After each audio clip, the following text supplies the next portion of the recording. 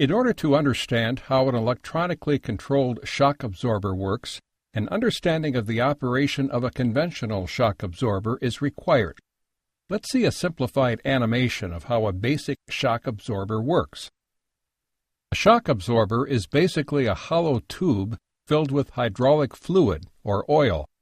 A piston attached to a piston rod moves through the oil in the tube. The piston has openings or orifices that the hydraulic fluid is forced through as the piston travels up and down in the tube. The orifices only let a small amount of fluid through the piston at one time.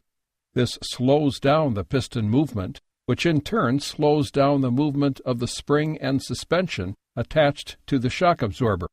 The amount of resistance that a shock absorber provides depends on the size of the openings in the piston, the viscosity or thickness of the hydraulic fluid, and the speed at which the suspension tries to move it.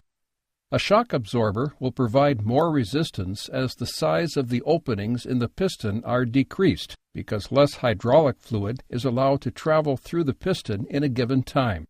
Increasing the viscosity or thickness of the hydraulic fluid also reduces the amount of fluid travel through the openings and increases the resistance of the shock absorber.